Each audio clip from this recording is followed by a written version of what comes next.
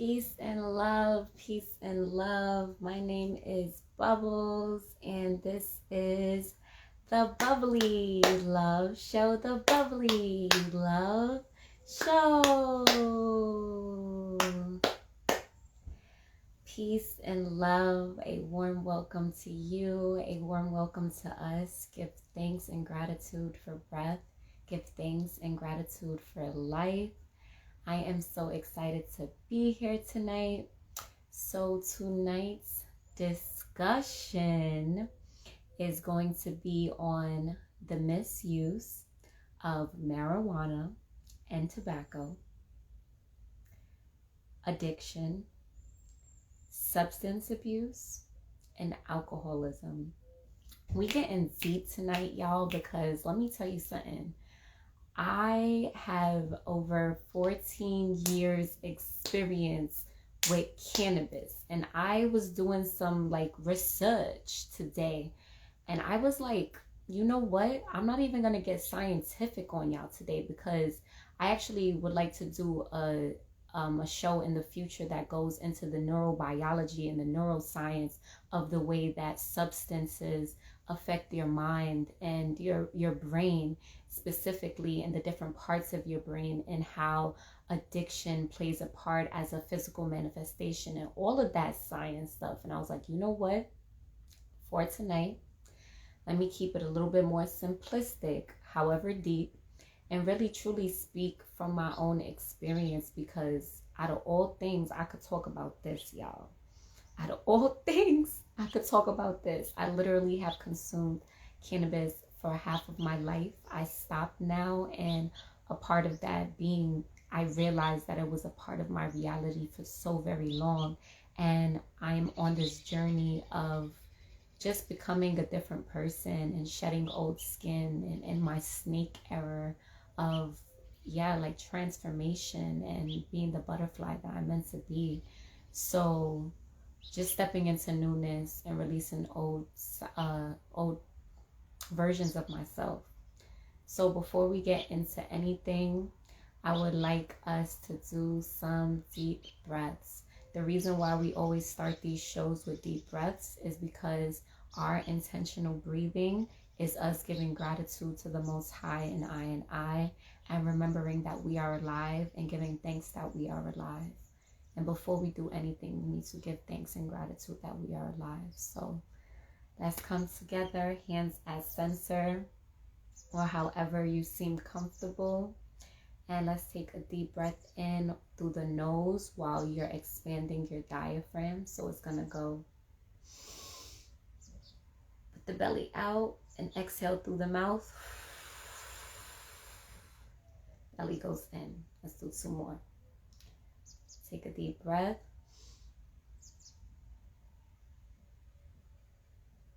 Hold it. And expel.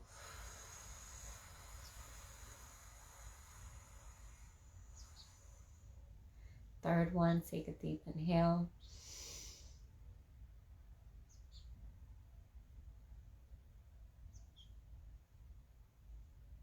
And hold.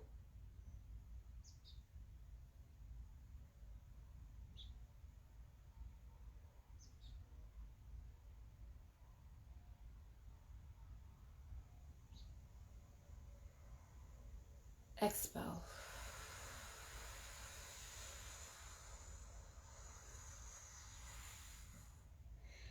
Give yourself a hug. Say, I love me. I am powerful. I am strong. I am divine. I am protected. I am guided in all that I do. I am balanced. I am free expression.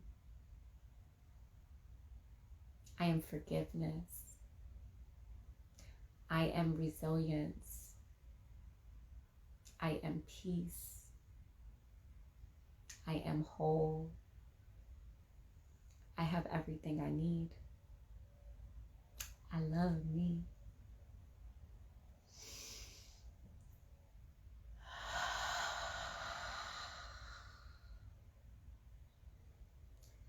out with the old and with the new.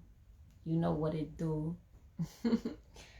Alright, so let's get into the topics for today. Again, the topics we'll be discussing for today is the misuse of marijuana and tobacco, substance abuse, addiction, alcoholism. And you know what? Actually, before we get into those topics though, I want to give some shout outs because I wore this hat on purpose. I told myself I was going to wear this hat so I could shout out this brother. Okay, it's called Timeless Masterpiece because we are truly timeless and we are a masterpiece in art, in the working, always expanding and doing better for yourself. And I just wanted to shout out this brother, Black owned businesses. Okay, he really be doing it. And I'll be real, I meant to get the Instagram. I have his Instagram, but I meant to remember the Instagram before I got on this show, but I will link it in my bio when I actually post this video. So I got you, but I'm definitely doing some brand ambassador then. I sound like I said brand ambassador. No, brand ambassadoring today. You feel me? I really wanted to shout out this brother. If there's anything, any brand that you have and you know you want to give your girl, you know what I'm saying, a hat, a shirt, you know what I'm saying, I'm here for the support. As long as it's cute and it's a vibe, then I'm with it. So yeah, I'm sporting that today. And then shout out for my anime fans. Like this just came to me, like putting my stickers right here in this diamond. So I'm on my Hisoka stuff right now. If you watch Hunter x Hunter, let's go. Anime gang to like bang. You already know the vibes. And also shout out to my white and my purity because it's been coming to my spirit to wear more white and to eventually just have a closet full of like a bunch of white. Because it really allows the channeling, the freeness, the openness, communication, and without all of that excess like energy. It's just it opens the airways again for channeling and for openness, and I really love the feeling of it. You know what I'm saying? So I love that I got the white the pink hat to like, you know what I'm saying, add some pop into the color because you already know the vibes. And I just did my hair. It's actually not 100% done yet. I gotta add the beads at the bottom. Some of them is in the bag, you know what I'm saying, but that's neither here nor there. That's my story about the fit. And shout out my sis Mariah as well. She made me this throat chakra pendant. That's I believe the name. Pendant necklace, like legit 3 years ago, because it was in 2021, right before I went to Mexico. And she said she meditated, channeled, this is what I needed at that time. And y'all, I'll be honest, there's a lot of jewelry that I have and then I lose or it just don't work. But this literally, like I said, I've had this for 3 years, which shows me that it's truly meant for me. Also, shout out the big sis who made this for me for a show that I did for her. It has many stones in it that she said, again, she channeled and she said that I needed. I'll be real, I'm gotta do better with names, but big sis made this for me and I'm so entirely grateful. And I had this for probably over a year now too. All right. Okay, cool. All right, so now tonight's topics. I would like to start off like, let me get into the tea, y'all. All right. So I would like to start off by talking about marijuana and tobacco. So to start off, I would like to say like the subtitle for tonight's show is called From Medicine to Poison. The reason why I named it this is because marijuana or cannabis is a medicine, right? It comes from the herb family. It comes from Mother Nature, right? And so is tobacco leaf, right? They both come from Mother Nature. So the beautiful thing about Mother Nature and the forest is that God created everything that we already need for us to live in this life. And it's truly powerful and magical when you tap into the uses of herbs. However, one of the things that I'm very big on teaching about is balance, right? Everything is about balance. Balance is the truth of the universe. It's a universal law. There will be no up without down. There will be no left without right, right? And there will be no in without out. As above, so below, right? So balance is the truth of the universe, a universal law, right? And you can have your most potent herbs, and if you're using it too much, then it will become a poison. As another example, golden seal is a very powerful medicine. And just to give y'all an example of how powerful it is, like, this is not even just like what it does for you, the uses, but y'all, I went to the herbal shop, like the Ito shop the other day, for the golden seal in a little tube, like in like the little jar like that. That is just like $29.99, son. It's like $30 for like this much. And the reason why I'm sharing that is because it's such a potent herb that they like, yo, listen. And then also it probably is a little bit more challenging to cultivate and to get your hands on. So they're like, listen, it got to be $30, but it's worth every single dollar. And I seen that the other day. I was like, oh, word, I need to cop some of this. And then, you know, what's funny is that I had a sis that she would source golden seal in Mother Nature in the Bronx. And like, me personally, I feel like I seen golden seal maybe like once in person, but I still need to familiarize myself with how it looks before you like purchase it from the shop. Neither here nor there. What I'm saying is that some of the most potent herbs for you becomes a poison, and it's no longer medicine if you overuse it. So let's talk about marijuana. And for tonight, again, I'm going to truly speak on my experience.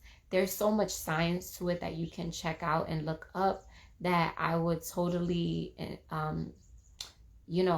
recommend, like, go and do that. But tonight, like I said, I got 14 years of experience with the plant of marijuana cannabis. So I'm going to speak off of that 14 years of experience. Okay.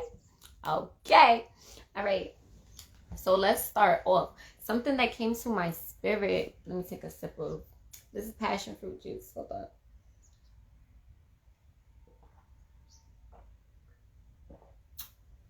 Yummy. Okay. Something that came to my spirit, y'all, about doing when it comes to cannabis, right? Because I just want to be completely open about this. These messages for tonight is not to negate, like not to, I think the word is negate, not to essentially tell anybody to not smoke cannabis and not to tell anybody to not smoke tobacco. I personally am no longer indulging in these things, and I will share about why. However, I would just like to really speak on the experience, and what I would like to educate on is, again, the balance of when you're taking herbs and the mindfulness and the intention that you should put behind taking these herbs. So it's totally not like don't smoke or you gonna be like this. That's totally not it. I'm very big on empowering others through my own journey and story, and then that way they can choose what works best for them. Capiche? Capiche. So what has come to my spirit when it comes to when deciding to consume cannabis and safe practices, right, is a who, what, where, why, and when. So let's start with who. Who are you sourcing the cannabis from is important. Who are you sourcing the cannabis from is essential, because nowadays when we look at the world, cannabis is becoming so easily accessible, and it has become legal in places like New York, which is one of the most hugest cities, right? And everywhere you turn now is a bunch of cannabis stores. Now listen, I know that in my own experience, the cannabis that hey, how you doing? Welcome, welcome. Haven't talked to you in a while. Thanks for joining. I'm talking about the misuse of marijuana and tobacco and how do we balance substances that we intake. Okay, so when it comes to going to like, all right, first off, there's a whole bunch of weed smoke shops nowadays everywhere you turn. Let me tell you something. I'm from the Bronx, right, in the hood.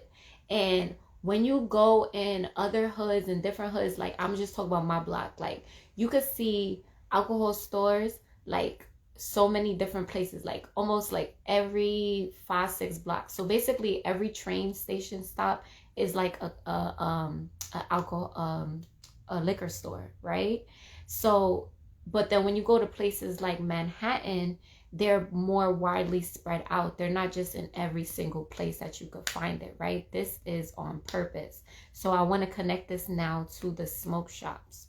So at first, there would be these random like smoke shops that was popping up and they would be in the hoods, right? Nowadays, these smoke shops is legit everywhere. So even you go to 42nd Street, you go to 34th Street, you go to 14th Street, you go to Brooklyn, you go to Queens, like, cause I be all around, y'all. You go to Long Island. I'm in Long Island, y'all. They're everywhere now, and I'm very big on like being aware of like what is happening in the world. Like just because it has been legalized, think to yourself for a minute, why has weed been legalized, right? Think to it. So yes, there's a capitalist part of it where it's making money off of, but then think about it as well. When they're putting it in these neighborhoods and having it so easily accessible, do you believe that they're selling the potent herb that is actually for our medicinal benefit? Like, let me make an example. The same way the pharmaceutical companies create these drugs that they call to be medicine, right? And they alter them, are the same way that they're doing to the cannabis that is in these places. I know in my personal experience, the stuff that you purchase from stores is not the same thing as the Jamaican Mondem. Back in the day, the Jamaican Mondem used to have the limas. And what we call limas is like that real green herb. This is before people started smoking sour like that. This is before people started smoking kush and like all of the high grades like that. And it was easily accessible for us to get like green herbs, right? And I don't mean the brown one, because there's a brown one, that's a different one too. But what I'm saying is like the limas, like it was lime green. It smelled like the earth and it was just real. And a lot of time the Rasta Mondem, and you could get it from the Jamaican Mondem. And it was like good herb, right? That does not have any type of additives. A lot of times they were sourcing it from Jamaica. They had some type of connect. Sometimes they was growing it themselves because they know how to, right? Different than the one that you're purchasing. Let me read the comment. He said, the more mass produced, the lower quality and more GMO. Facts. That is a fact. Because again, like I like what you just said about the mass production. Think about, first of all, when it comes to gardening and growing any type of herb, whether it's cannabis or whether it's a tomato, something that you eat, right? Something that you consume. It doesn't like take, every herb or every fruit and vegetable takes a different amount of time to produce. However, it's not just like quick that you growing tomatoes and now you got 100 tomatoes. You got to be patient. You got to put love into those tomatoes. You grow those tomatoes and then you have some tomatoes. However, with this whole society and moving so fast, right? They don't want to wait to grow the tomatoes. They don't want to wait to grow the real cannabis. So they're going to add things on it to alter its DNA so that it is producing more at a faster rate. And now the constitution of it is compromised. So it is no longer the organic thing that you would get if you were to actually be patient and grow this herb. or grow this fruit or grow this vegetable. It's the same thing that they're doing in the supermarkets with the fruits and vegetables, but that gotta be a whole nother life. So back to the cannabis being altered. So the DNA is being altered. And because the DNA is being altered, it's going to alter your DNA. So when you have consumption with things that are non-organic, it is going to affect your brain. It can produce feelings like anxiety, feelings like paranoia, and feelings of also the heart racing, right?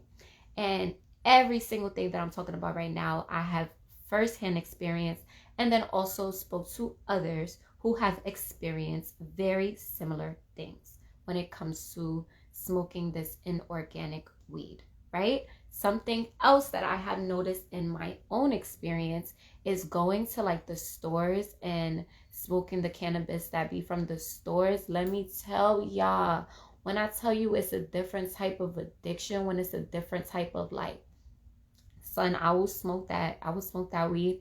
And when I was smoking, like I would smoke that with some grabba, because that's the way I was smoking. I would smoke that weed with some grabba. And when I tell you, like back in the day, like I used to be able to just have a spliff, and then like I take a few pulls before school. I was in high school. Before school, and then after I take that same spliff, I take a few pulls, I'm chilling, I'm good, right? Nowadays, I find myself like when I used to smoke that weed, I would have this feeling of like this urge, like I want more. Like I want more. And I have tested this out on numerous occasions because I am a scientist and I love to test things out. So I am speaking from my own experimentation, y'all. And this is at like the scientific method. Like I'm like the experiment. Like control A and control B is the others that I've also have seen from the outer view, have very similar experiences with these herbs. Now, I also want to talk about the tobacco. So when I went to Africa in 2022 in Togo, there was a woman that sold the real tobacco leaf. The smell of it, oh my gosh. The smell of it was so beautiful. Like it smelled like, again, back in the days when I was a teenager and I used to smoke. And in the hood, the Muslim stores, like they would have the brother them, they would have the real tobacco leaf. This is before they were selling it as like grabba. It was like the real tobacco leaf. And if you know anything about the real tobacco leaf, you know that it was real like dark. And at least like the nice one, it was real dark. It had this beautiful smell. Like I love herbs in general. So even though I'm not smoking, I still remember like this beautiful smell, and it just smells like nature. Like it smells like real. It doesn't smell like anything is added to it. It just has this beautiful smell, right? As time went on, I realized that first of all, don't y'all find it weird that they just started selling grabba like everywhere? Like let me tell you something. Back in the day, like in the Bronx was the only place on you can get grabba. Let me tell you, and the reason why I know is because I know. I remember going to school in Harlem and putting my friends on to smoking with weed and grabba and papers, because they used to smoke like Dutches and Bluntvilles and stuff, and we never did any of that. Okay, so I remember putting them on to that type of stuff, because when you went to places like even what I call downtown, the Bronx, which is like anything that's not uptown, you know what I'm saying? If you know, you know. I'm not going to sit here and try to play around with the numbers, but uptown and downtown in the Bronx, right? When you go downtown in the Bronx, yeah, like 170, you know what I'm saying, Soundview, all them places that Harlem, Brooklyn, you was not finding grabba. You was not finding even tobacco leaf. The closest thing that you get to tobacco leaf is some backwood, and that got that little sweet taste. I remember going to different states, and that was always my my last option if they didn't have no leaf. But a lot of times, even in different states, they didn't have tobacco leaf. It was not easily something to get. Even when I went to California for the first time, which was, oh my gosh, that was 8 years ago now. Well, my first time going to California, it was 8 years ago now. And even, 8 years ago, trying to find, and that was a place where cannabis was legal. But even getting the tobacco out there was like a challenge. So yeah, tobacco wasn't something that's just so easily accessible. And like I said, I know because I've traveled even during myself smoking, and it was not easily accessible. Nowadays, you can get grabba like anywhere. And again, it's not just the tobacco that you're getting, it is grabba. And I'm going to tell y'all because I know. Again, I have 14 years experience on this, so nobody can tell me that this is wrong. So something that I realized going to Brooklyn, and then later on different places as well, like the Bronx and different places. But the first place I noticed was going to Brooklyn when I would buy the grabba, right? The grabba would literally smell and taste like, because it was guts of like Dutches, you know, like the guts that's inside of Dutches, and then like the guts that's inside of Bluntvilles. So it would literally be mixed with real tobacco leaf that they burnt and made into grabba, mixed with the guts. Y'all, I'm gonna tell you because I've had people try to fight me on this, and I'm like, bro, you can't swindle a swindler. You cannot tell somebody who has consumed this for so very long, right? It's like, if you know what an apple tastes like, you know what an apple tastes like. And if somebody give you a pear, you're not about to tell me that this pear is an apple. I don't care who said it. I don't care if you a farmer. I know what this is. So in my experience, I would notice that they would be selling guts mixed in with the tobacco, and it would taste disgusting. And the way how I know, again, because I don't like the taste, I don't like the flavor, I don't like Bluntvilles, don't like Dutches, and then also I have had the experience of smoking guts, like on a struggle day, okay? Like, so you can't tell me, like, I know the difference, y'all. Before I even smoke it, I know the difference because of the smell is completely different. So why is it that they're selling guts of Dutches and Bluntvilles as grabba? And when you can look those things up. They are literally cancerous. Let's get into the cancerous portion. So even when you go, let me tell you. So there are different rules and regulations and like laws when it comes to different countries, right? In different states, right? So like, for instance, one of the laws as far as like when you sell a thing like tobacco is that you have to essentially put on the labeling that it is cancerous, that it causes cancer, right?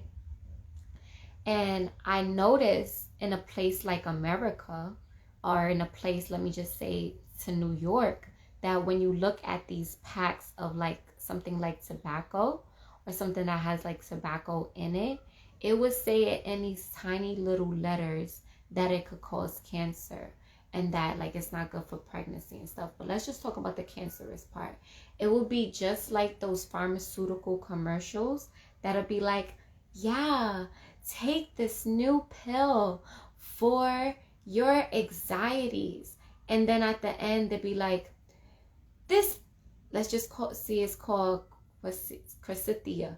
They'll be like, this pill Quercetia, even though it helps you with anxiety, it can also cause suicidal thoughts and cancer and death. And it's like, bro, even though you just said it fast, I heard the C word. I heard the D word. I heard the cancer word. I heard the death word. I heard the S word, the suicide. I heard what you said, bro. Don't try to skip past that. Don't you think that you should slow down when you're saying that? Because I think that those are actually very important facts that you should be stating to people before you just telling them that this pill is going to cure the anxiety. And there are natural herbs out there that can help with anxiety that do not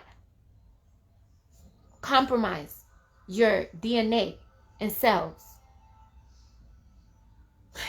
So, let me hold it.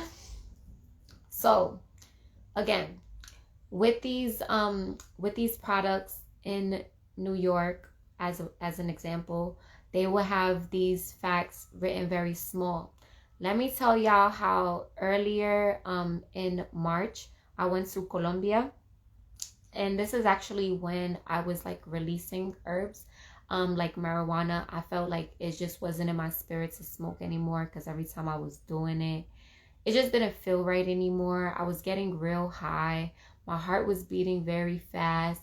And it's like my heart been beating very fast, but it's almost like, well, no, not almost. It's like I ignored it because I did not want to accept the fact that this thing called marijuana that I once loved so very much was being altered to the fact that it made my heart start beating fast.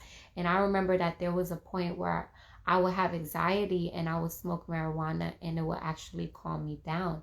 Then it became the opposite of when I would have anxiety and I smoke a marijuana, it would bring me more anxiety. And I'm like, wait, hold on.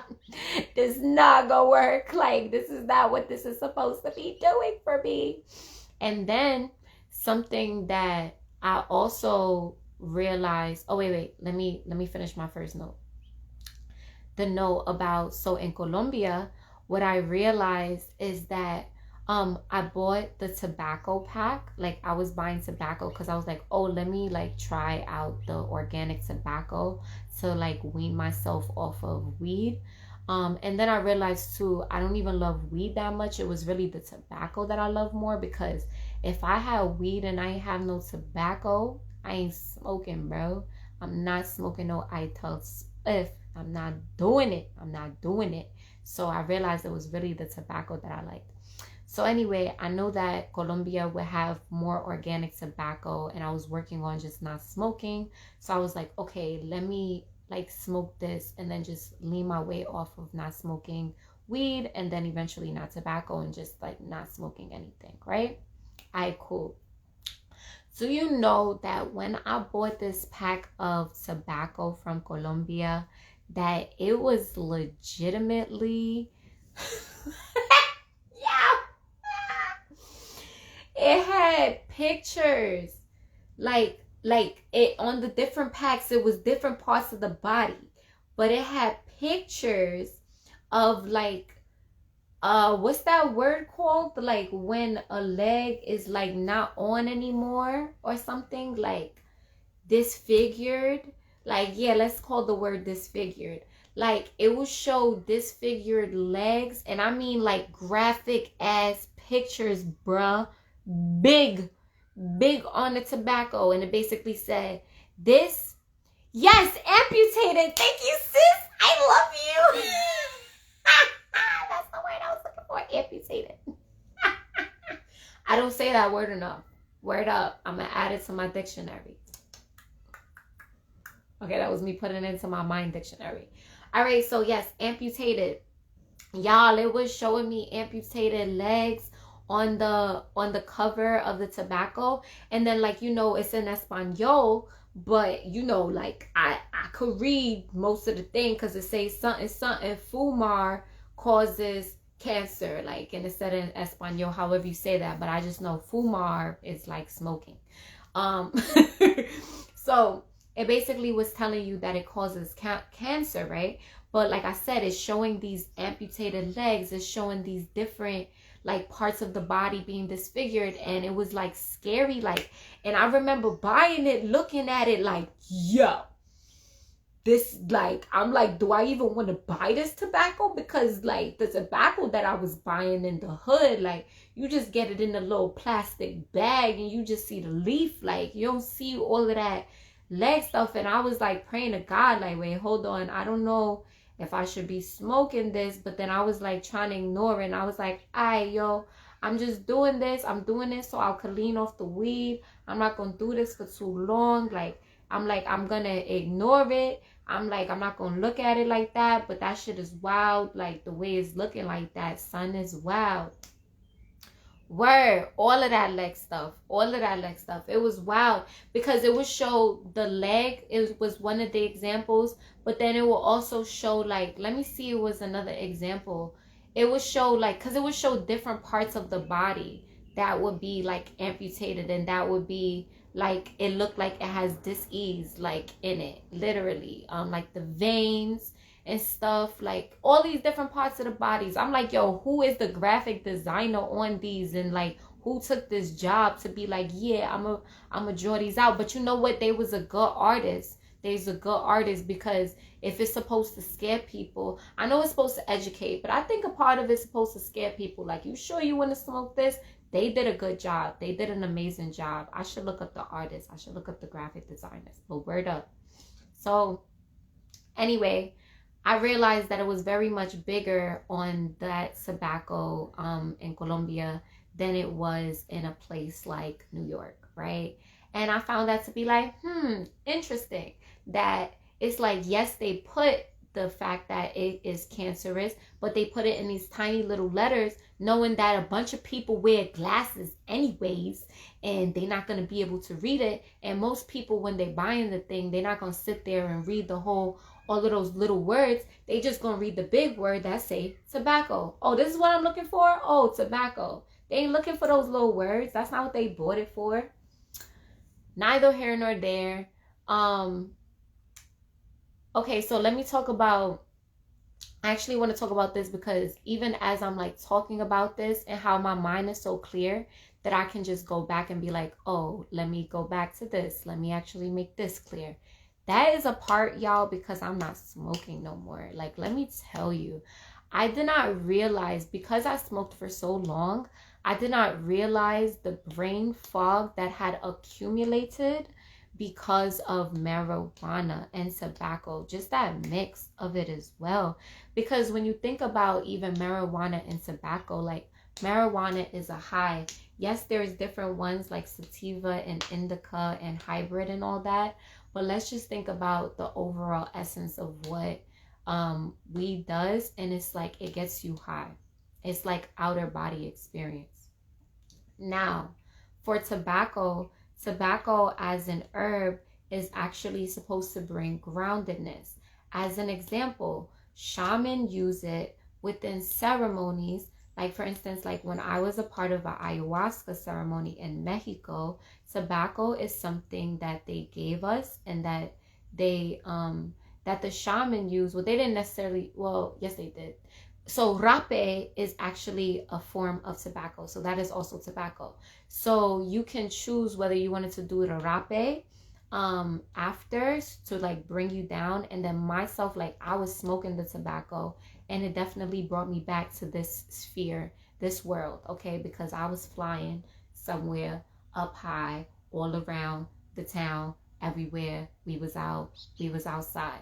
And the tobacco is what brought me back down. So think about how you're using those two herbs and you're putting them together. Let's think about herbs that work together. There are certain herbs that when they are put together, that they heighten the effect of one another. So we would say that those are, I want to say, wait, what's that word? Hold on. Complementary. They are complementary herbs, right? So they, again, heighten each other's effect when they are put together. I can make the example of something like ginger, cinnamon, and nutmeg, which are all grounding herbs. And then when you put them together, it tastes yummy. And then they also work together for that grounding effect, because they all have that groundingness, right? That energy. right? Even if you think about something like ginger and turmeric, they are both in the ground. They are also grounding herbs, and they have a similar makeup. So they are complementary herbs that help one another, okay? So let's think about marijuana and tobacco.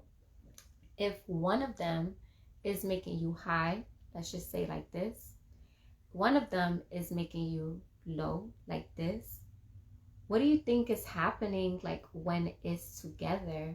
Oh, I love you, Shane. Thank you so much. So what do you think is happening when the marijuana and the tobacco is coming together? To me, it's kind of like going like this, and this is an X.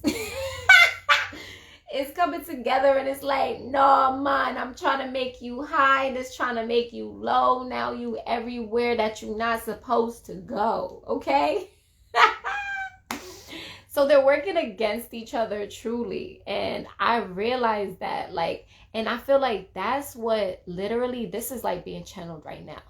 This, I feel like that's the thing that causes like the anxiety, is that it's like your body is like, am I high? Am I low? Am I grounded? Am I that? Where do I go? Da, da, da, da, da. Now you got anxiety everywhere. Okay? Because you got these herbs fighting against one another. They're not supposed to be together. It's either supposed to be one or the other if you're going to do it. And then something that I also know is that when you smoke cannabis versus when you drink it in like a tea or you have it in an edible, there are different types of high. So for instance, like I know that when I would smoke cannabis, it would bring me like this head high. And specifically when I would smoke cannabis, like with tobacco, it would bring like, it would be like it lick off my head. Like, oh shit, like, oh, like, I'm like here for a second, then I take a pull into my head, go back, and I'm like, oh, it just lick off my brain, like, oh shit, I got my head hot, right? And I'm hot, right? But then like something like edibles, which to be quite honest with y'all, I never really cared for them because I never really understood it, but that's neither here nor there. I would realize that there is a difference in that herb, in consuming it, because it would give you more of a body high. And I remember this one time, like when I did one of them edibles, and it was actually strong because my sister gave it to me, and the ones that she be getting is actually strong because every other of the other ones just get me tired. I remember this high feeling in my body, like, oh, okay, I'm on a plane, like it would give me like one of those like, dude, this is gnarly, like that kind of energy, like, oh yeah, man, like, why worry, why stress, every little thing is gonna be all right. Like it would give me that vibe, and then you're just kind of flowing through the world. But then it's also like this feeling of like out of body, like you're kind of trying to leave your body, like, and you're like, come back, and then you're like, oh, maybe don't come back, like, I don't know, son. Well, I know, like that's the energy. Flower child, word up. I always wanted to be a flower girl. That's still a dream of mine, being a flower girl for somebody's wedding. Who said I'm too old? I'm not. So yeah, so when it comes to cannabis, consuming it and smoking it is definitely different. I also want to talk about, like, when I was just speaking about the brain fog, right? And I was just speaking about my clarity right now. Like, so brain fog, it can cause, and then it can also cause effects to the memory, right? Like right now, I'm able to speak, and then when I realize that there's a point that I didn't make that I would like to, I'm able to be like, oh, hold on, guys, let me actually go back and hone in on that. However, and this is because I am sober right now, I completely feel different than if I was high. I realized that in addition, like when I would be high, that it would literally be like I would be in the air, like floating and flying. And what I mean by this is that, so if you look at I think like it was 2 videos ago. It was basically 5:30. So it was May 30th. If you look at the Bubbly Love Show on May 30th, I did a deep dive into all of the elements and the characteristics of the elements. So you can reference that for more knowledge. However, when it comes to air and the characteristics of air, it's like, it's like a lot of ideas, a lot of imagination. It's communication as well, but then it's also like, it can, like a lot of it, excess air would be like not grounded. So for instance, if you're like going too fast, you're missing things, right? You're not grounding every idea because you're in this thing like, oh, should I go da da da da da da da da da da? So it's like, though you may get many ideas, imagination, all of that communication is flowing, you're not able to necessarily ground those ideas and whatever you're saying, because your ass forgets. Because it's like, again, it's affecting the memory. So it's like, you could be very forgetful. I'm gonna be honest, I was so forgetful when I was smoking weed like that, like so forgetful. And when I think about it, like, that's not a very attractive trait, like to be so forgetful, like where it's like, it's okay to not remember every single little thing, but I mean, like, you know, that those times where it's like you talking and I mean, like this happening consistently, like you talking and you're like, yeah, like you telling a friend about something, like, yeah, because you know microwaves are not good for you. Looking at a microwave, microwaves are not good for you because of this, that, and then your friend adds to it, and then you're like, yeah, and then wait, what was we just talking about? You're like, bro, we was talking about microwaves, bro. Where your head gone? Your head gone. Like, why you forgot what we was talking about? We right here. Ground with me, dogs. Ground with me, dogs. Be here with me. Be here with me, dogs. So, so, in seriousness, all seriousness, it's important that we truly come into balance with the elements that we are using and consuming, because when we're consuming cannabis and stuff, we're tapping into air. And if you're like me, right, if you know about like your dosha, which is in Ayurveda, right, you can know so your dosha taps into the different elements that you're comprised of, that your constitution is. So it's like Pitta, Vata, Kapha, right? Kapha. I know how to spell it. I feel like it's said Kapha. But essentially, it's the different elements that you are comprised of, right? And dependent on the elements that you are comprised of is going to be how different herbs and different things that you're consuming is going to affect you in your body. So me, because I know that my body is already like a lot of air, me smoking a bunch of weed is not necessarily the best thing for me, because I'm already air. I'm already constantly communicating. That is one of my superpowers, gifts, is to communicate with the Most High, is to receive messages, to channel. It's something that I do very naturally. So a lot of times, if I'm to take different plant medicines outside of myself, and this can be the marijuana or even like shrooms and stuff like that, it becomes an overstimulation. And I have experienced this multiple times. And I'm like, this is not for me. I do not need this. Something else that I want to mention in my own experience is that I would realize that smoking the cannabis and the marijuana would make me feel like legit I had like this cloud over my head, right? So let me tell you, when I was like leaning off of the marijuana here and there, because I am a scientist and I like to experiment, I would be on some like, oh, let me just take a few pulls. Let me see how I feel, because I haven't been smoking every day the way that I usually would do, right? And I'm like, let me just take a few pulls. Like, let me just see how I feel, right? I would be like this, like how I am to you now, all happy and chipper and chilling and vibesy. And then I'll take like 3 pulls. It could even be 3 pulls, y'all. And then all of a sudden, I just feel like the cloud just came over my head.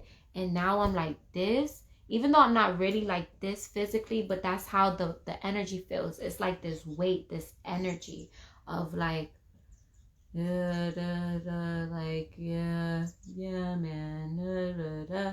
And then I would realize as well that all of these thoughts would start coming in. These thoughts that were not mine.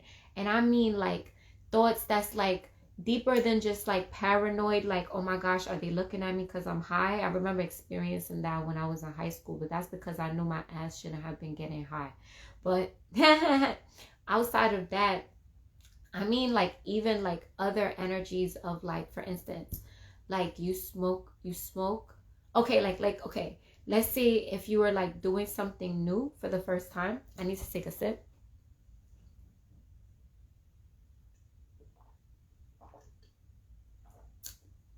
This is passion fruit because I'm passionately fruitful.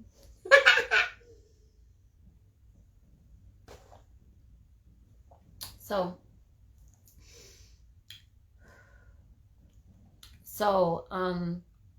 yeah, so I would realize that I would feel this energy like after smoking. And yeah, that's what it is.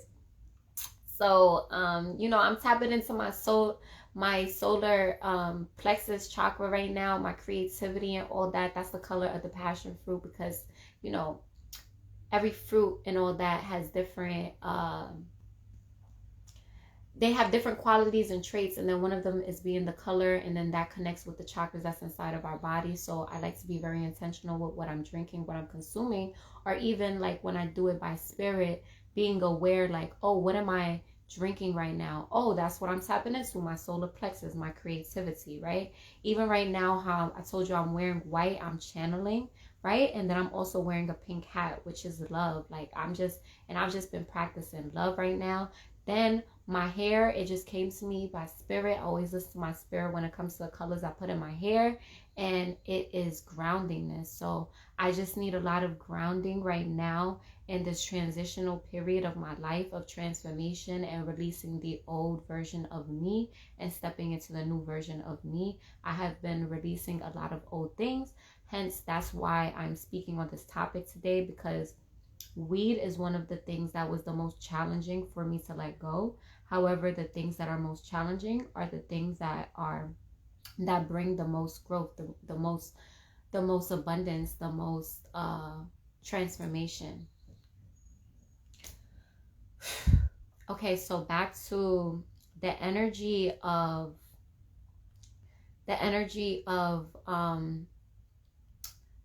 yeah, like of not just forgetfulness, of literally the heaviness, the weighing down, and then the thoughts outside of yourself, right?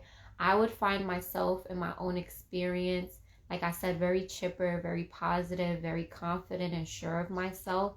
And then like I smoke, and then I would find these thoughts would come through, and I mean like, yo, like the thoughts would be like, for instance, like I said, like let's say if I'm doing something new, and it's like these thoughts like of doubt, like these doubtful thoughts, like, why you gonna go on live right now and talk about marijuana and you still dealing with it? Like I remember talking about marijuana as I was releasing it, and I felt so like guilty because I'm like, wait, but I'm still releasing it myself.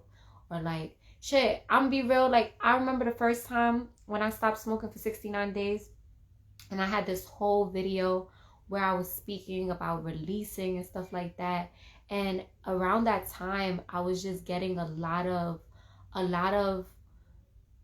religious people be calling it the devil, I realized. Because it's funny because I typically don't use that word frame, even though I do know that there's another energy that works against the Most High, the same way like if you believe in the Most High, you believe in another energy.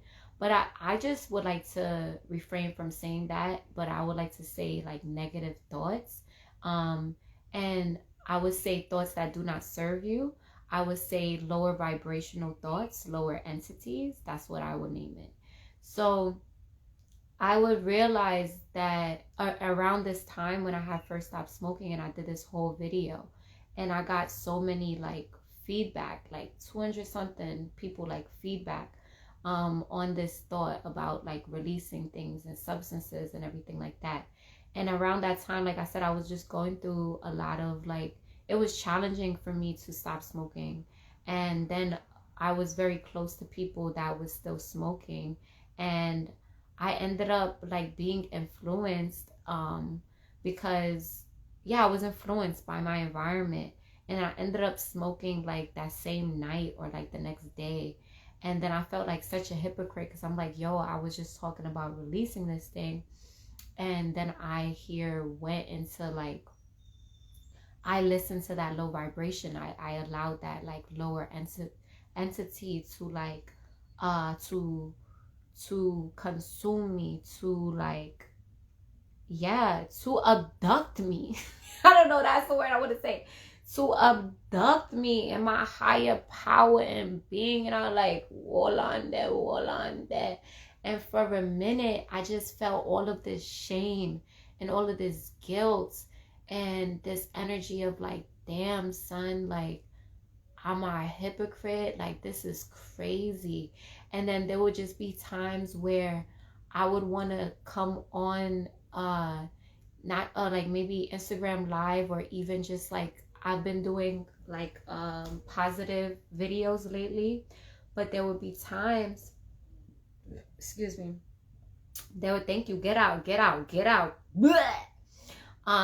There would be times that I was like second guessing myself, and I'm like, oh, people not gonna understand this message that I gotta share it, like what's the point? And again, I would say that these were a part of me, like smoking. It was like this deviated I feel like I used that word earlier, but right now I kind of forgot what that word means. May you elaborate? So I realized that at this time, deviated. Okay, just elaborate for me, so I could stay grounded. I would realize that at these times that I these thoughts, these lower vibrational ideas of like guilt and doubts, and then it was and fear, and it would stop me from doing the things that I know I was supposed to do, like sharing a message, and also releasing the care about how many likes I get or how many people's gonna resonate with it. Because in my inner knowingness, know that, trust in the Most High and I, and know that I'm receiving this message because it is a message that is meant to be received by someone or many.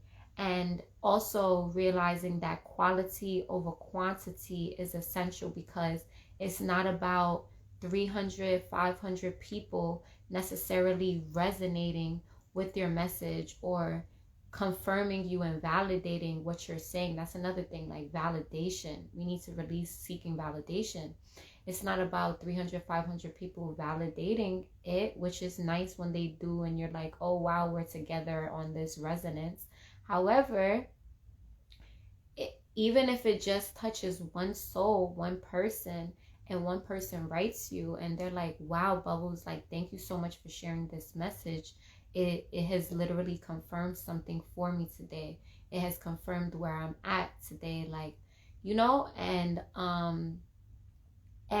it's like when I get those type of messages in my DMs or my comments, those are the ones that like truly warm my heart, because I'm like, wow, I touched the soul today. Like, I was able to inspire somebody else today. And it's outside of, again, doesn't have to be like, I realize that the truth also is not always the most popular thing, right?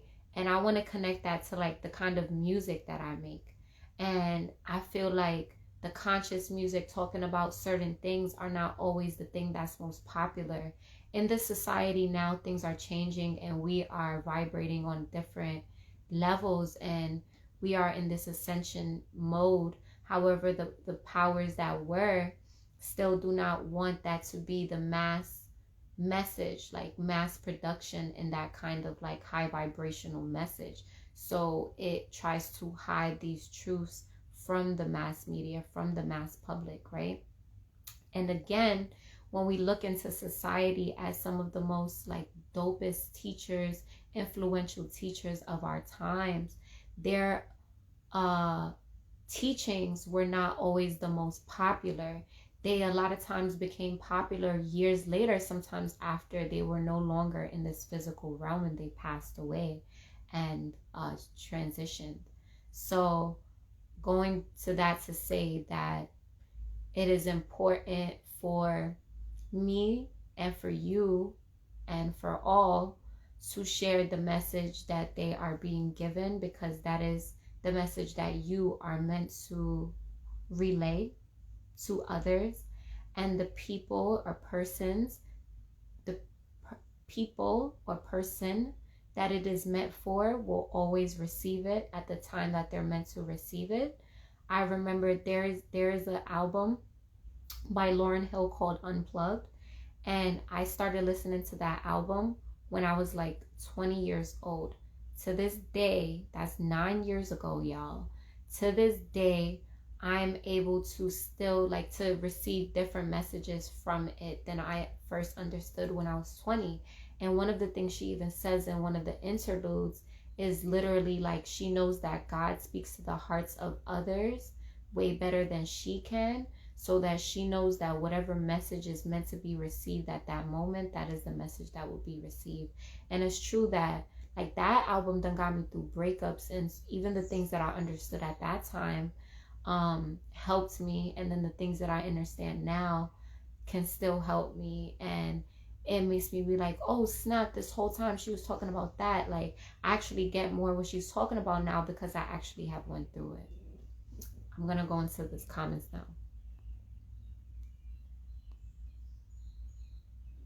Oh my gosh, yo, sis, first of all, I love you because you telling me the definition and you like a sentence. Like you already know I'm a rapper. Like, so giving me a sentence, you know, with the definition, example, like that is how my brain will work. I appreciate that.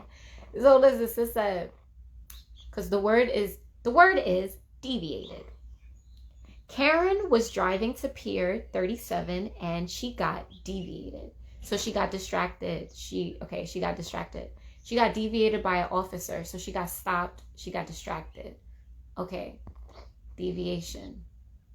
And then my cousin said, Shane said, depart from an established course. There we go.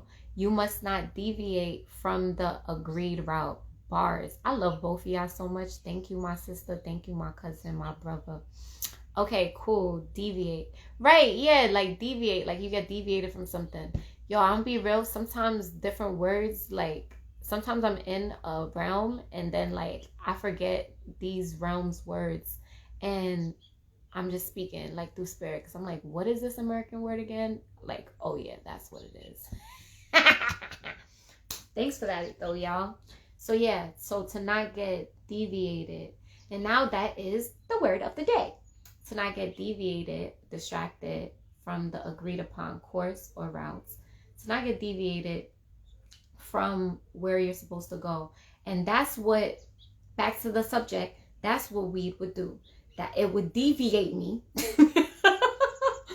from the desired outcome, the desired route. It would totally, like first I was here, then I'm over there. You know what I'm saying? And it's like, bro, I need to be right here. You know what I'm saying? I need to be right here. It's important that we be right here, because if my body's right here and then my mind's over there, then guess what? I'm not being present. And it's essential that we be present in each moment, okay? So, I went over an hour, but I just went in so much about marijuana. I'm like, I haven't even talked about substance abuse and addiction. Let me get into that.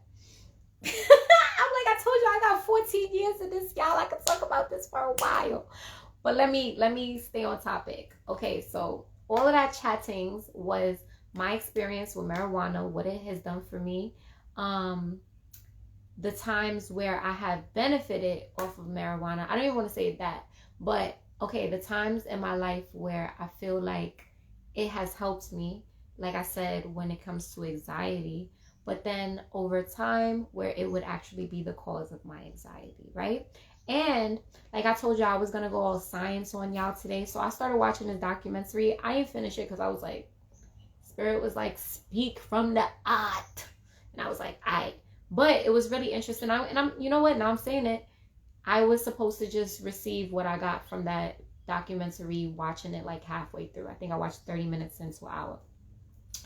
And it was actually a documentary on cannabis.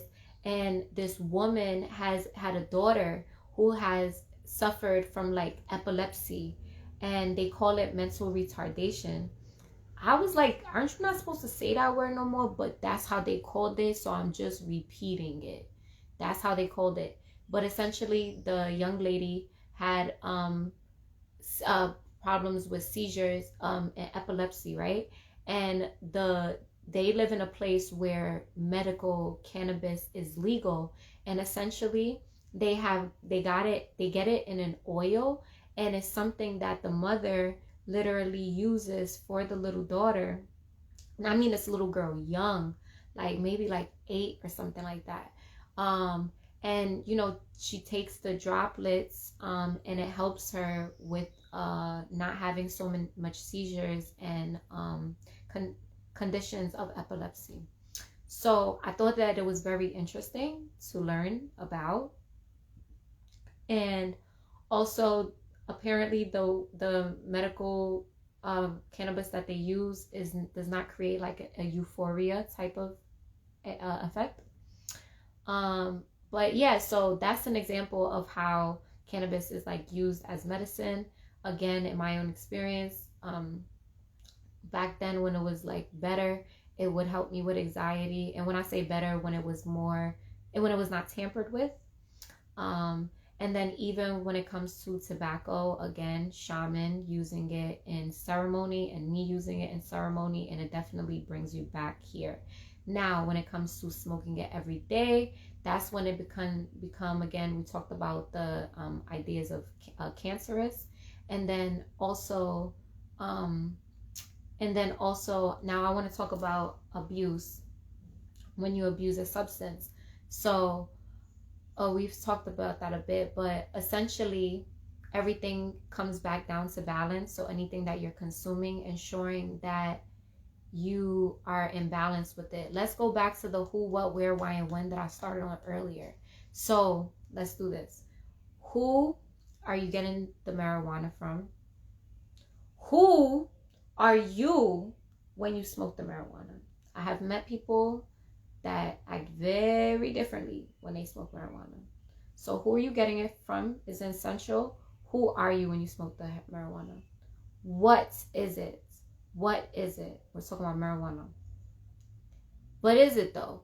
Ensuring that you're sourcing from a safe place, that you know what has been done to it. If you can help it, it's always best to source from a place that you know everything that is being done to it, like organic farms. There's so many nowadays that you can look up if you would like to partake in this medicine, and that ensure that you're asking the right questions about what is being added to it, and what is the growth process of it, right? So what it is, right?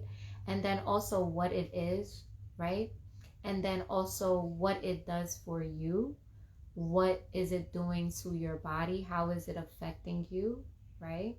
Who, what, okay, where? Again, that was kind of close to where as well. Where are you sourcing it from, right? Also, where are you sourcing it from? And then also, where are you smoking? Like, are you just smoking in the street, around a bunch of, I don't know why my spirit wants to say around a bunch of animals, but actually, you know what I meant by that. When I say where you're smoking it, and when I say animals, I really mean animalistic behavior, like energetically wise, right? Are you smoking it around a lot of energy and stuff like that? Because being aware, especially as an empath, and these things heighten our sensitivities and our like psychic powers. So it's like making sure that where you're smoking it is also important. Like, if versus you smoking around a bunch of animals versus smoking it in like a safe space around some sage in your like temple, like your safe space, or like in some nature and like a safe space with good people, good energy, good environments. And my cousin just said, because he knows, because he's grown his own naturally before. Dispensaries have pesticide free bud too, but they have to ask. Okay, so that's one. There you go. Dispensaries have pesticide free bud, so just ask for that, right? Okay, so we said who, what, where, why. This is very important. All of them is important, but I feel like this is one of the big ones. Why? Why are you smoking? Are you truly smoking? Another thing, the Rastaman them smoke the weed to connect with spirit. Again, tap into the psychic powers, to reason with the spirits, to communicate, to go into meditation, to help you get on that energy of meditation. My last times really in Colombia, like smoking, I remember I just wanted to meditate. And because first of all, I didn't really want to be high no more, but I was like, you know what, let me just use this energy to go by my altar and to pray, to meditate, right? So why are you doing it? Are you doing it for something intentional like that, right? Or are you literally doing it to cloud yourself, to distract yourself, to deviate yourself from the thoughts that you are having, from the feelings that you're having? That's a big one. Let me tell y'all, when I was in Africa, that was the first time that I ever stopped smoking for an extended amount of time. And I mean by choice, not because I just didn't have none. Also, I didn't have no tobacco. But a part of it was also that I wanted to. No, but you know what? Now I'm thinking about it. It's really because I didn't have no tobacco. I had some weed and I was like, I ain't smoking this. Neither here nor there of why I decided to stop. It felt good when I stopped. And I want to talk about this. One of the first things that happened to me when I stopped smoking tobacco, after smoking, like I said, I've been smoking 14 years. At this time, it was 12 years. Smoking 12 years, y'all. It literally, I just started crying. Like I was just crying. I was just crying. And at first I was like, what is going on with me? Why am I just crying so much?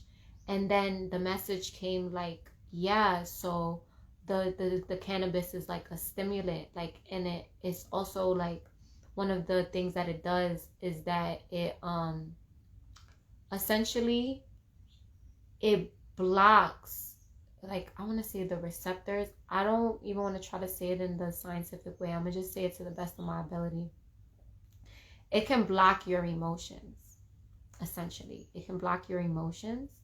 And when and then what I realized in my own experience is that sometimes you get so addicted to like blocking your emotions that there are times where, say for instance, there's like a feeling in the body. It's not it's a feeling that you're always, or you're very much aware of, right? Because it happens very naturally. But then those times and you're like, oh, let me go smoke a spliff, right? Or let me go eat, because sometimes people put eating in that as well, right? And then like I challenge all to sit with yourself before you go smoke, before you go eat, and sit with yourself and ask, why are you going to consume this thing? Are you truly hungry, or are you trying to block something? Because I have had multiple experiences. Even when I like started smoking tobacco, then it was challenging for me to stop the tobacco. I remember the day where I literally I wanted to get the tobacco and then I didn't. I just started crying. And I was like, oh my gosh, are you telling me that my body is naturally like saying I want tobacco because I gotten so used to smoking the tobacco when I want to cry, like when this emotion is coming up. Like, the shit is wild, but it's so dope when you get in tune with your body and you start to listen to your body. And I'm like, oh snap, I actually just want to cry right now. I need to cry right now. What is it that I need to release? So definitely knowing your why of why you're consuming something. So I said who, what, where, why, and when. When. I want to talk about when. And in my own experience, I remember waking up and smoking before anything. And in different ways, like, I want to say that there is a part of me that like to wake up and just have this kind of like meditation energy where I wake up and smoke and just ponder the world and what's going to go on. But then there has also been experiences where I will wake up and smoke because it was just so much going on in my life and that I just didn't want to even bother with the world, that I'm just waking up and I'm like, let me smoke to just get my mind away from whatever is actually going on, right? So when you smoke, and then there would be times where I used to be late to school and late to certain jobs because I was smoking, because I just had to get my spliff in before I went on the train to go to this job or whatever the case may be. And it's like, you really late because you was smoking. You know how many times I was late to stuff because I was smoking? Yo, that was one of the biggest things that happened too when I stopped smoking weed. I started being early to stuff. Real talk. You know how like you ready for something and you got mad time and you like, let me just roll a split real quick. That real quick don't become real quick, and now you late for the thing you was just early for. That happened to me a lot, yo.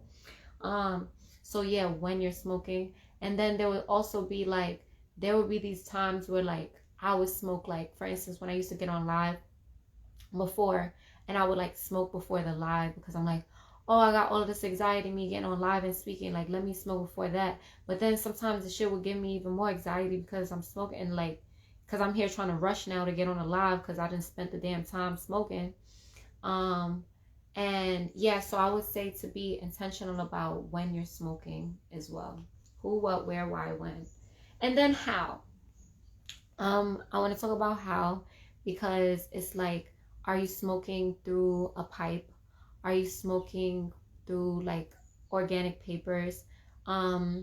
Nowadays, even though a lot of things say organic, you really do have to tap into like the brand and everything like that. Because for instance, I know around when I first started smoking, when I first started smoking, there was like bamboo paper, and that shit bleach, okay? Bleach. So you're not just smoking the weed and the tobacco. Now you're smoking this bleach. Like now you're smoking all of the things that they put into this paper to make it the paper. So you're just smoking a whole bunch of poisons essentially. I know that smoking through like a glass pipe would be like, I would say very like kind of like the most healthiest, I would say. I'm be honest, that was never the way that I like to smoke. However, that's what just came to my spirit, like that would be the healthier way to smoke. And then how. Okay, so yeah, and then how would also be connected to how I was smoking, because I would smoke the herbs with the tobacco, and I don't believe they should really be mixed. However, that's up to you and your discernment. And then also I know people that smoke the cannabis with different herbs as well, so that it's just like a nice blend, and that's another option that you have as well. I recently when I was still smoking, like a few months back, I had bought clip daga, which is an herb that can be looked upon as a substitute for tobacco or a substitute for cannabis. And apparently it was used by like Native Americans to like tap in, to meditate and stuff like that. Clip daga is orange, and it's two different ones, so not to get confused with wild daga and clip daga. You can smoke and consume both of them for that energy. I would say like it's the cousin of lotus flower. However, clip daga, in my experience, yeah, it kind of brought me in this like meditative space, this energy. I'll be honest, when I first smoked it though, the way that I heard about it was like it was gonna get me real high, like, and I was like, yeah, but I wasn't like that. It was more like, it was more chill and just kind of like calming, and it was very grounding, I would say. Um, the brother asks, are you familiar with steaming the ganja herbs? When you say steaming, can you elaborate? Like, do you mean steaming to like smoke it? Oh, and that's something, thank you for saying that too. While you're elaborating, I want to touch on this as well. How you're consuming it. Something that came to my spirit because I'm a big tea gal. Tea gal. I'm a herbalist. I love to create teas. I love to create like medicines through teas and putting things together and stuff. And it's come to me like, hey, you know what? Maybe when I do consume cannabis, if I would like to just start again, then I can put it into teas.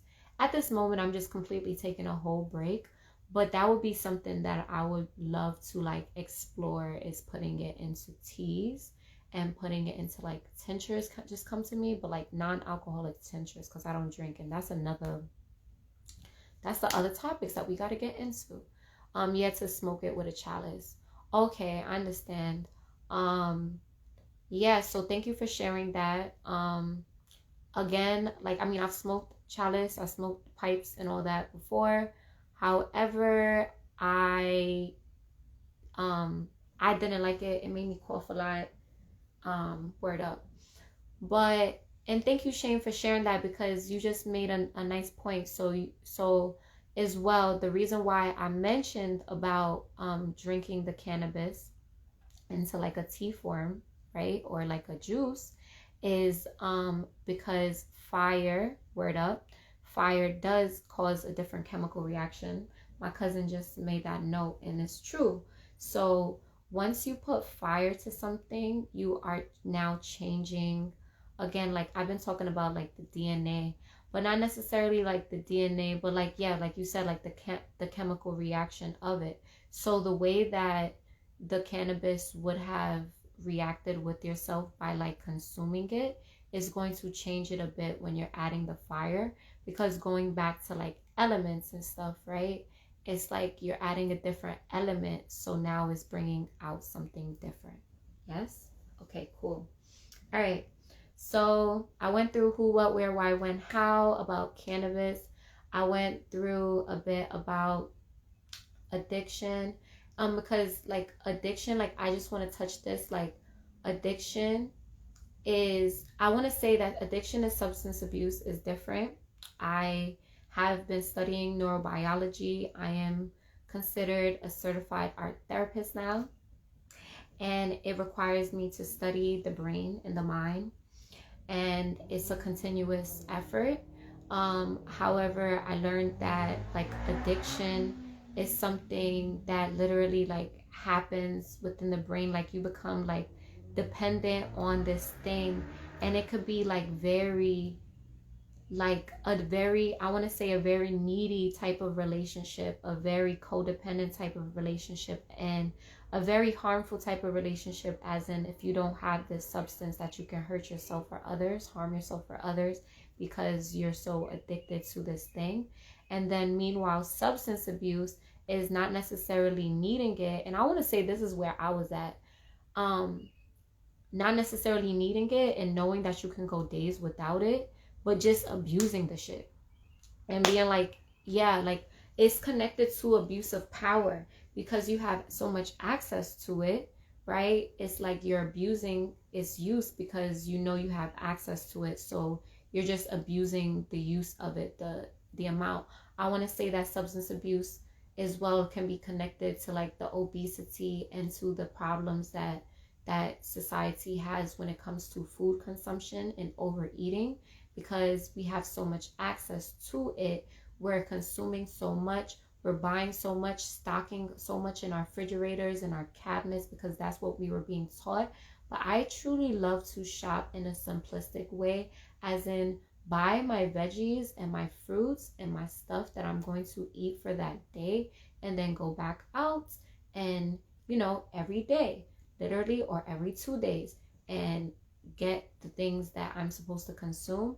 In my own experience as well, my spirit always brings me to what I need at that time. So a lot of times shopping in advance does not work best for me, because I don't know what I'm going to need in 5 days. My body is going to tell me as I go outside to the market. So that's addiction and substance abuse. Now, alcoholism.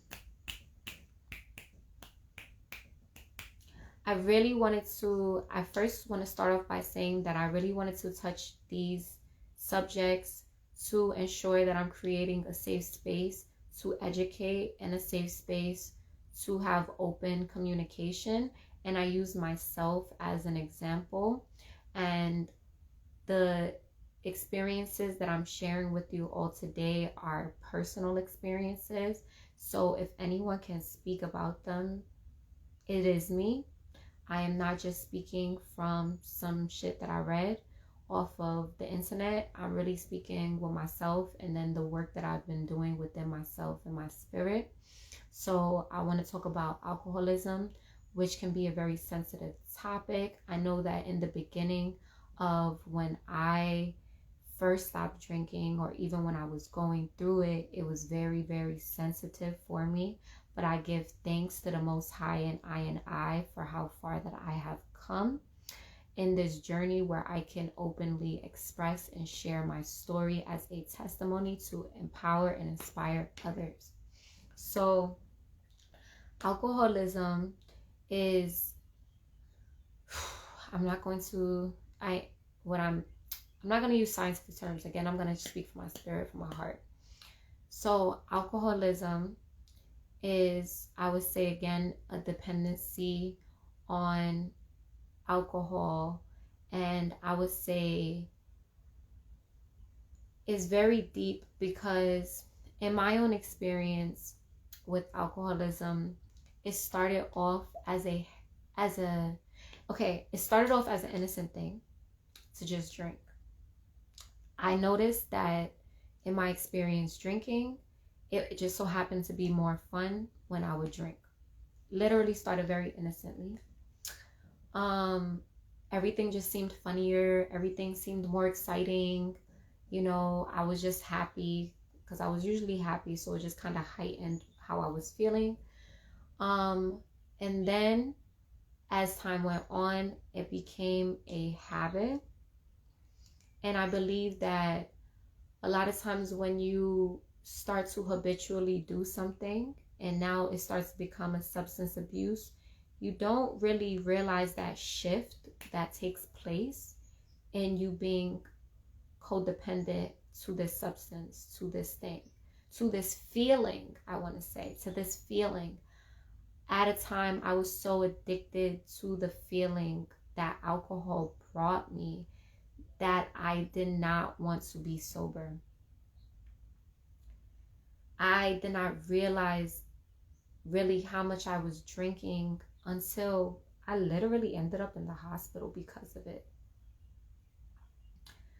I literally have sat with myself after that, and I realized how it became similar to like what I was talking about marijuana earlier.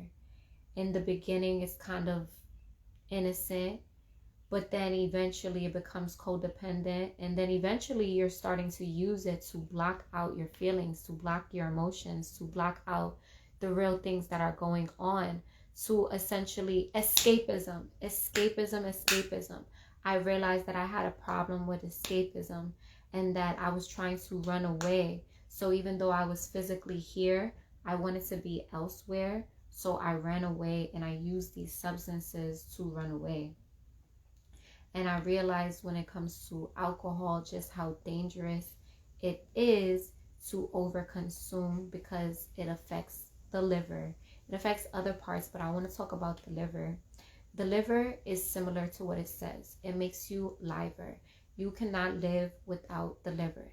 There are many things that you can live without, many organs that you can live without. You can live with one kidney. There's even been stories that people have lived a little bit without a heart. Like, it's deep, y'all. Go and look it up. However, when it comes to the liver, that is an essential part of your organ, your body system that you need to be alive, to be liver.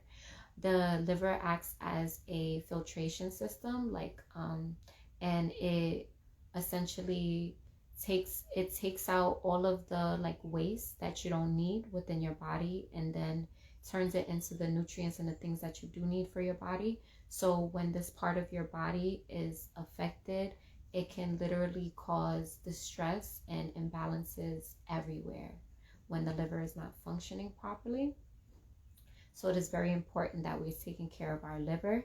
It also, alcohol also affects the kidneys.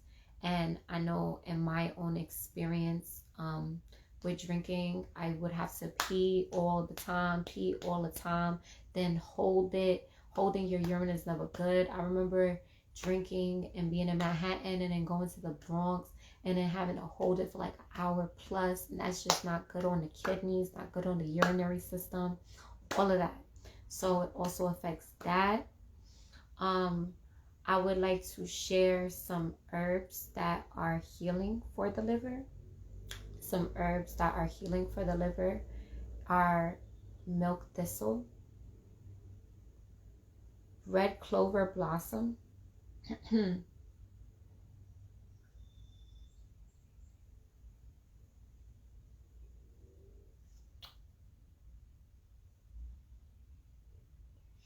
there's this herb called, it's like balau. I like see the spelling in my head. Balaub,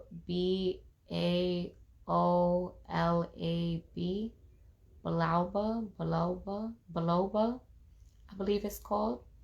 And then fun fact is that I made a song. If it's bitter, it good for the liver. So any herb that is bitter is going to support the liver. Wormwood is one of them as well, and wormwood is also a blood cleanser, parasite expeller, immunity system booster. And the reason why any herb that is bitter is good for the liver is because it produces the bile, and the bile is the thing that you need necessarily. Bile is the thing that the liver produces that helps you, again, take out the toxins, the waste that you don't need to utilize the nutrients and everything that you need properly. I will actually do a whole live on the organ systems and herbs for them, so that can be its own live. But those are just some of them. Horsetail is an herb that is good for the kidneys. Corn silk is an herb that is good for the urinary tract. Okay, so those are some herbs that you can use. And then something that I would also like to share is that the liver is the only organ within the body that actually has the superpower to revitalize itself, regenerate itself. It literally has a superpower to regenerate itself. However, oh, thank you, sis. Sis came in and said, just pop it in to say you got this, girl. Thank you. You got this, girl, too. We got this, girl. We got us. You know what it is. You know what it be's like in the trap, in the sap, when you do this like that. And my cool hat.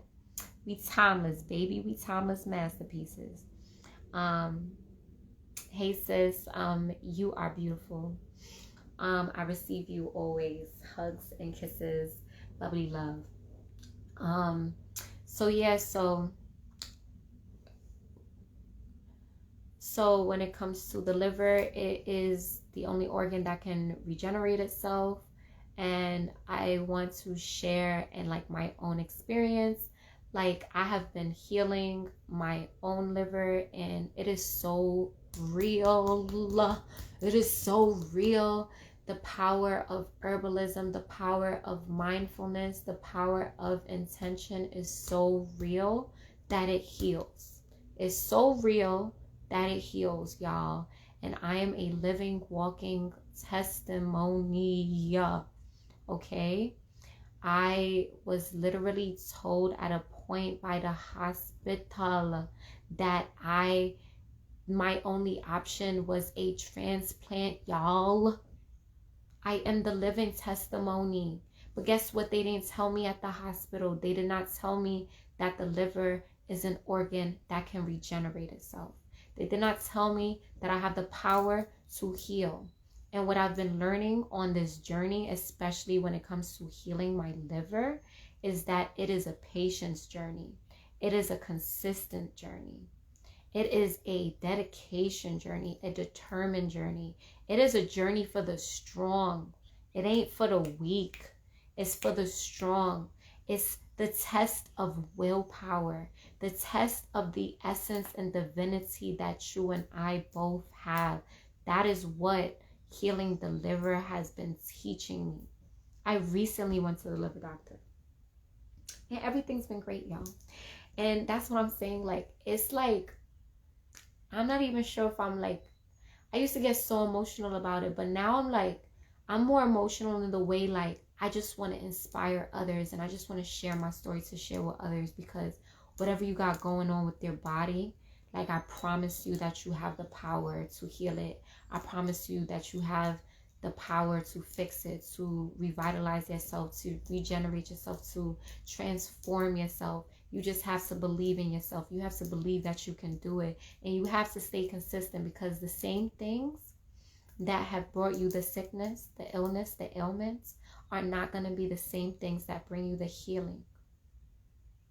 We have to release the old versions of ourselves, welcome in the new version of ourselves, leave all of the old behind.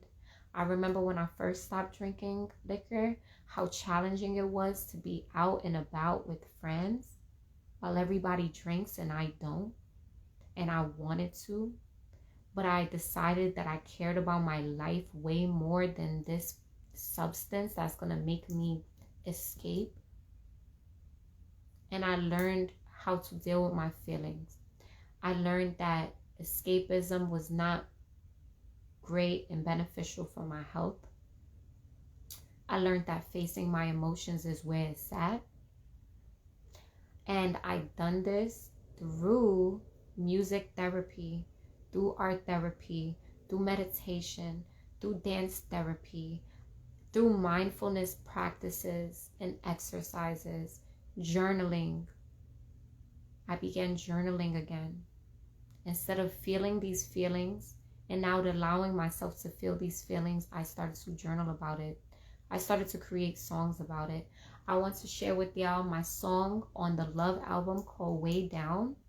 The reason why I didn't do a new rap this week, because I told myself, I said every week that I come on here, I'm going to do a song, a poem, a rap, something like about the topic at hand. The reason why I didn't do a new one, because I was like, Deja, you literally created a whole song for this, and it's deep. The song Way Down, I love this song so much because it's very poetic, and I feel like if I don't tell you that it's about alcoholism and substance abuse and everything, it can sound like it's about love. It can sound like I'm talking about letting someone go. And I love that because it's like double entendre, just letting the old go, even if it's people that are not serving your highest self anymore. But now that I told you this, go to the Love album and listen to the song Way Down with this newfound information that I literally wrote that song talking about alcohol. Not even really talking about, well, it's like I was partly talking about weed, but not really, because I was still smoking. But I was really talking about the idea of letting go these substances outside of myself. But I was mostly talking about liquor because that is the one that I've triumphed through. That is the one that I let go of. That is the one that was very challenging for me, and I let it go. That was challenging for me. However, like I said, because with the weed thing, I've been smoking for, like I said, 14 years, y'all. That was the most challenging thing that I have stopped. And I'm so happy that I'm in this place now to share with you all that I'm no longer codependent on this substance. I no longer feel the need for this substance. I no longer even have the want for this substance. I'll be completely transparent in saying that honestly, I be on some more like, dang, I kind of want to let me be very intentional with my words. I have transparently had this urge to smoke tobacco. However, the weed, I'm good off that. But cuz it just get me too high. But like the tobacco, I start to think about it like, I'm like, why? I start to question myself and to face myself and like, well, why do I feel like I want to smoke tobacco again? And then I think the real reason is that feeling that it brought me. It's this feeling, this sensation, this thing that covers me, like, and I'm just like, oh, it's kind of like a sigh, like, oh, like I feel all of this stimulation around me. I smoke the tobacco and it's like, oh, I feel better now. And again, it's important to not be dependent on these substances and now you going wild, buck wild when these things are not around, right? So I told myself that even though when I initially stopped the tobacco, I was just like, I'm really just gonna do this huge cleanse. But I knew that in my life, like, I just want to be on this journey of being sober. I want to be on this journey of like not smoking, not drinking, just not consuming anything. I even recently got the experience or the opportunity to go on this retreat for like plant medicine. And it's like my spirit has been telling me like, you don't even need that. Like, you don't need to go on these journeys with the plant medicine. As experimental as I am, it's kind of like telling me to, not kind of, it's literally telling me to just be still and within my own being, continue meditating and practicing to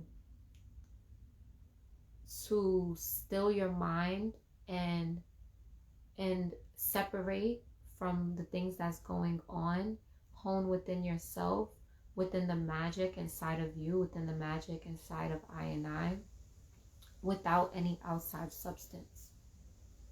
That's the message that I'm receiving right now. This message of soberness, this message of releasing, again, any outside substance, and instead focusing on the inside substance. Word out. So with that being said, I feel like that's a great way to conclude tonight's chat. I want to give gratitude for all of those who have tuned in.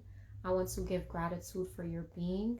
And I want to just encourage you that whatever it is that you are facing, whatever trial and tribulations, that it is happening for you and not to you. These uncomfortable moments tend to happen at the time of our ascension, the time that is time to transform, and everything happens in divine timing as it should. Do not fight against the current. Allow your being, allow your essence, allow your emotions to flow, allow yourself to release, allow yourself grace, compassion, and speak positive affirmations upon yourself and others. Encourage yourself and others. Like my sis just came in here saying my song, You Got This Girl. Tell yourself you got this girl. Tell yourself you got this boy. Encourage yourself. Speak words of affirmation upon you. You have the power to manifest the reality that you truly see for yourself. Again, I am a living example of what it means to heal and what it means to transform. And I shall continue to share these vulnerable stories with you so that you can know the power that you truly have. And as a reminder to myself for the power that I have and the work that I'm supposed to be doing, which is sharing my story to empower and uplift others. And to just be, and to grow, and to learn, and to make mistakes. Allow yourself to make mistakes. And ending that, I just said you got this, girl. So before I get off of this, I gotta definitely mention it. I meant to mention it in the beginning, but all in the divine timing. So if you are in New York City, I actually have a show this Saturday at the Billy Holiday Theater at 6 p.m. and it is along with other very talented vocalists and musicians, and it is a part of Let Her Rock, a love letter, and it is a women's empowerment project that I am a part of, and it's all women empowerment songs. We also have some other music guests joining us, and again, it's at the Billie Holiday Theater from 6 p.m. to 10 p.m. The tickets are in my bio. I also have a discount code. And if you want to get access to the discount code, what I need you to do, okay, is I need you to go on Spotify or whatever listening platform that you listen to, like Amazon, iTunes, whatever's, and put in Bubblesz with the S and a Z, You Got This Girl.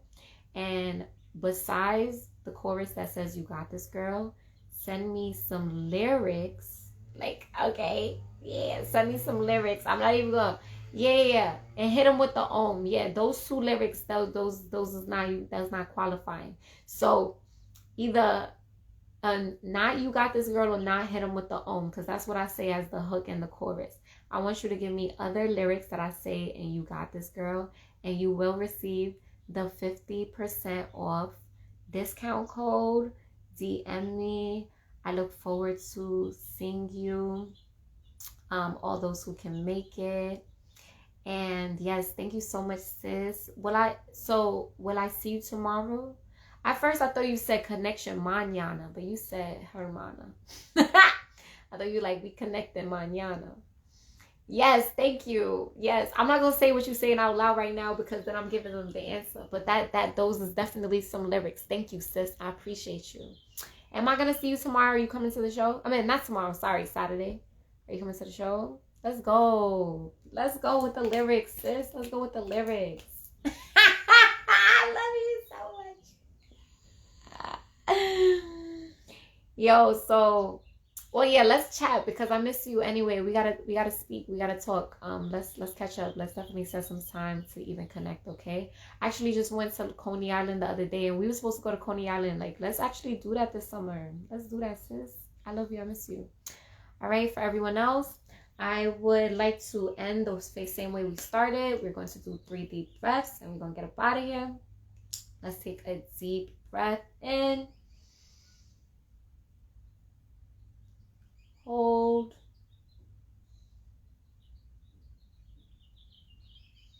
And expel. Another deep breath in.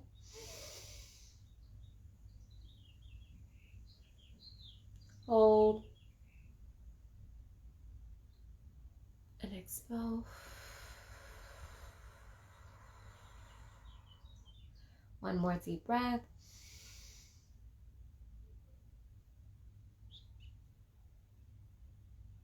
Hold.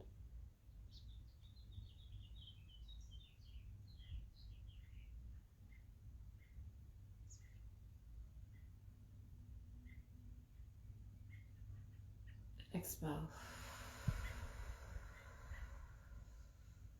And that's all, folks. Give yourself a hug. Say, I love me. I am strong. I am powerful. I am brave. I have everything I need. I am balanced. I am peace.